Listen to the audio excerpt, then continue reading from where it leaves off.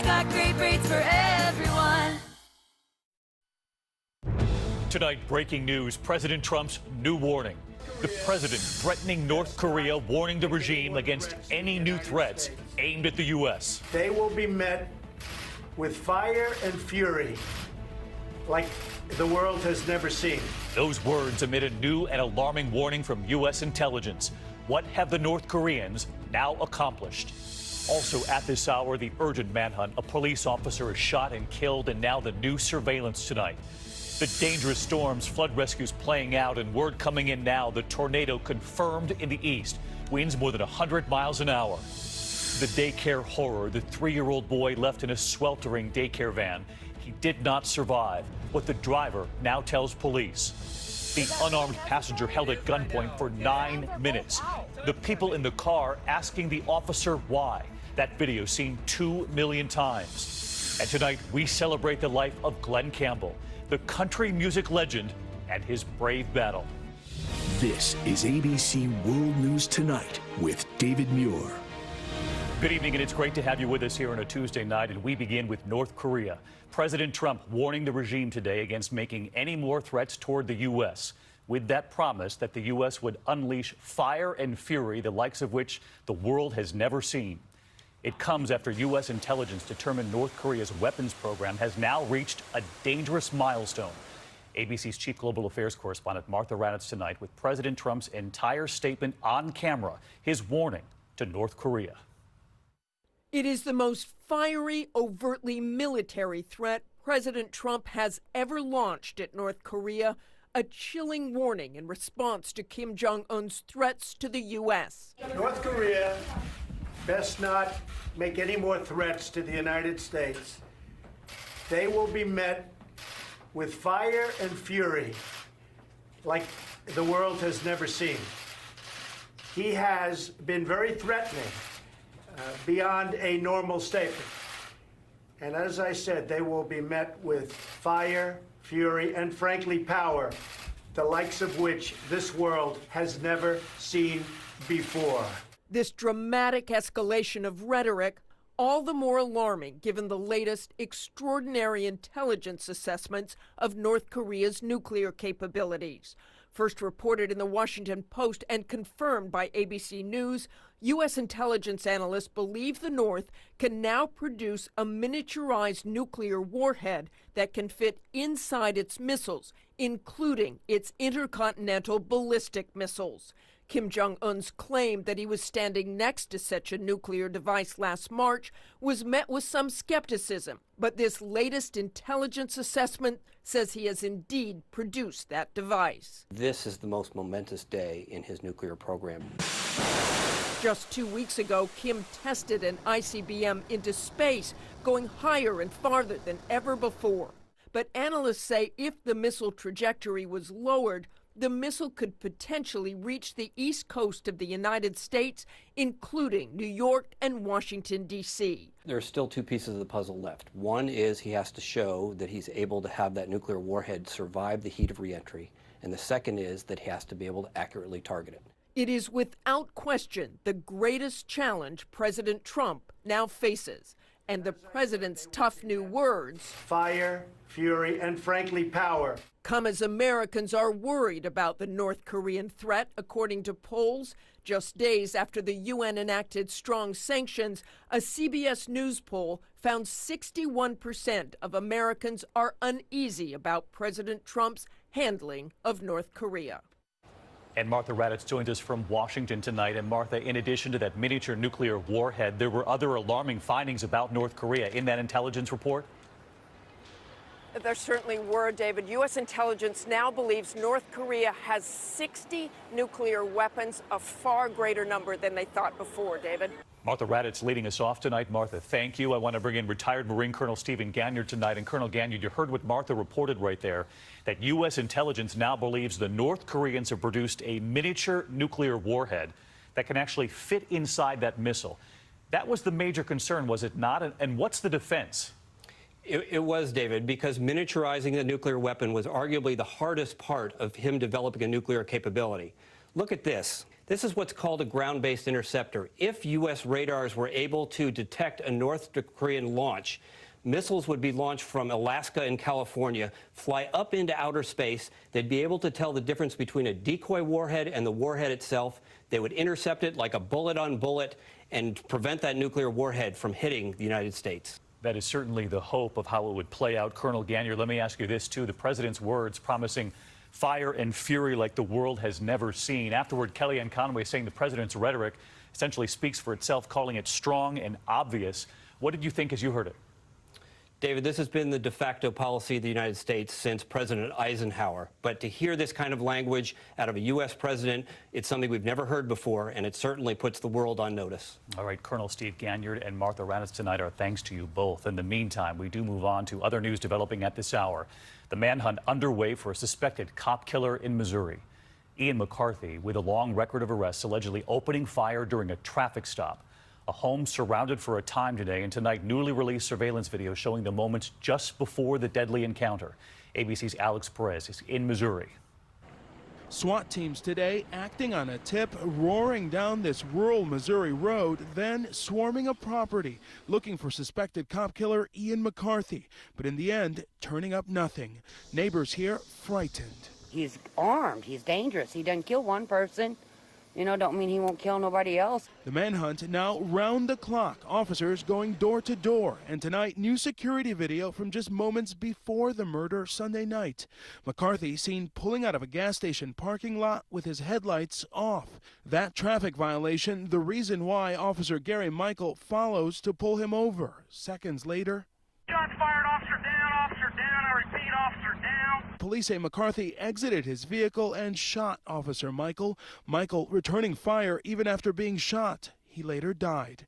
McCarthy sped off, then ditched his car, escaping on foot. Suspect believed to be running on foot from that location. Subject is still armed. Officer Michael, an Army veteran and stepfather of two, just out of the police academy, had joined the Clinton, Missouri Police Department last year. He was like a dad.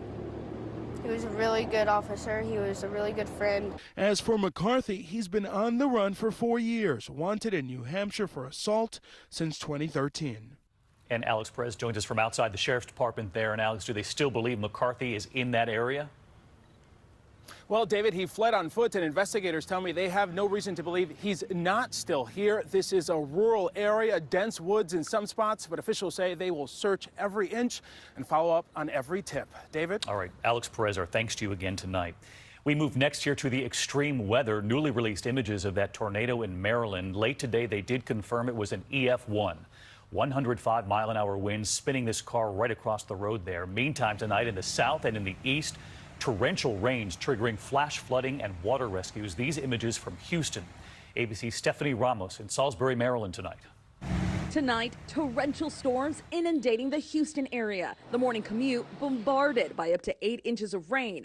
Drivers abandoning their cars. A father and his 2 sons stuck in this SUV. People nearby pushing and pulling the family to safety. Yes, let that all out. You gotta help him out. See a guy stranded with his kids. Go get him out of here. Dangerous weather now extending across the Gulf to the East Coast, where that EF1 tornado with winds of up to 105 miles per hour struck Salisbury, Maryland Monday. Terrifying surveillance video showing debris landing in a parking lot, a car going airborne, and another vehicle tumbling into the street. The twister, at times more than a football field wide. The front porch sheared off this house. Residents say it all happened so fast. We didn't have time to form an emotion. There was no time for fear. There was no time for anything. David, the National Weather Service says there were no significant injuries reported, but that EF1 tornado that destroyed this building behind me is the second twister to hit the state in 2 weeks. David. All right, Stephanie Ramos, a difficult story, but great to have you on the team with us, Stephanie. We want to bring in meteorologist Rob Marciano. He's tracking it all for us tonight. Hey, Rob. Hey, David, we're still looking for more in the way of heavy rain across the south as that energy that brought all that flooding rain across Texas begins to slide east. Take a look at the radar. Everything you see south of that front is very humid air coming off the Gulf of Mexico. So Jackson, Mississippi, Montgomery, Charleston all have the potential for heavy downpours tomorrow. But the heaviest rain and the flood watches are in Mississippi and Alabama, where 3 to 5 inches of rainfall potentially there over the next 24 to 36 hours, David. And as we watch that, Rob, you're also tracking the tropical storm slamming into Mexico, many popular vacation spots. Yeah, Tropical Storm Franklin making its way across the Yucatan Peninsula today, now about to reemerge in the Gulf of Mexico. 40-mile-an-hour storm, but it will strengthen as it traverses the Bay of Campeche, making a second Mexico landfall early Thursday across Veracruz as a strong tropical storm, potentially at hurricane strength. David? Rob Marciano with us live tonight. Rob, our thanks to you. We turn next to the new controversy tonight over a late draft of a report on climate science written by federal agencies. It's been published in the New York Times. The report, written by scientists from 13 of those agencies in the U.S., finding that human activity is the primary driver of recent global temperature rise. Also, that evidence links some extreme weather to climate change. And they find that Americans are already feeling the effects of climate change right now. The Times saying scientists provided them with the unpublished draft because they fear the administration will suppress its findings. The White House tonight criticizing the Times for publishing it and says it will not comment on a draft report before its scheduled release. We turn next here to a sad discovery at a daycare in Orlando. The body of a 3-year-old boy who had been left in a daycare van in the heat all day long. What the driver of the van is now telling police, and here's ABC's Steve Osunsami. This 3-year-old boy is now the 32nd child in America to die in a hot car this year, and the 5th in Florida alone. Child possibly not breathing inside the vehicle. The body of Miles Hill was discovered in the back of a van outside this Orlando daycare Monday night after his family called police, worried that he hadn't come home. I'm numb. I don't know how to feel. The boy's family is struggling tonight with word from investigators that a driver at the daycare accidentally left him in back of the van. Authorities believe he had been trapped for nearly 12 hours. The high Monday was 93 degrees. I just wanted to take a minute to plead with every single parent, caregiver, please ensure that we are checking our vehicles for our kids. Police say the driver is broken up and cooperating with their investigation. They say she admitted that after making her last stop, she failed to make sure she dropped off every child. Authorities believe the boy died of heat stroke and say once that's official, there will be charges. David? Just a horrific story. Steve Osunsami, our thanks to you. We now turn to word late today that Glen Campbell has died. Tonight we celebrate his life here. The country music star with humble beginnings who faced his biggest battle late in life. Well, it's knowing that your door is always open and your path is free to walk. Good evening, ladies and gentlemen. I'm Glen Campbell. 1968, Glen Campbell's breakout year. It would help him then land his own show, The Good Time Hour. Like so many country stars, his lyrics were born from his humble beginnings. Glen Campbell always said he was from Delight, Arkansas, because his small town nearby wasn't on the map. At least Delight was. One of 12 children, he was the youngest boy. No electricity, no running water. His father was a sharecropper. His escape was music. He learned to play on a mail-order guitar. I don't remember not having a guitar or a musical instrument in my hand. And then Dad bought a guitar for like $5.95, you know. It was one where the cowboy was up here and the rope went around the hole in the guitar. Never forgetting his roots, he won Grammys, and one of his most famous songs, Like a rhinestone cowboy. So many fans across this country and in the industry, too. Glen is one of the greatest voices that ever was in the business, and he was one of the greatest musicians. He could play anything, and he could play it really well. He remained humble through all of his success, and late in life, battling Alzheimer's, talking candidly about it with our Terry Moran. I have been blessed. I really have. I figured it out that I'm not that bright, but God gave me a break. He continued to sing his family, his wife Kim, by his side, even when some of the words began to fade. I am a lineman for the county, and I drive the main roads. Oh, that's a great song. But the famous line from it is, I need you more than want you. I need you more than want you, and I want you for all time. The Wichita lineman is still on the line.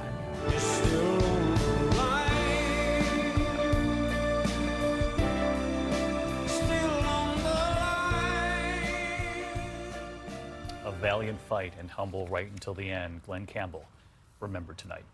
There is still much more ahead on World News Tonight this Tuesday. The traffic stop now seen by millions. The unarmed passenger held at gunpoint for 9 minutes. You can hear the people in the car asking the officer why, and now the new and fierce debate playing out tonight. Then look at this.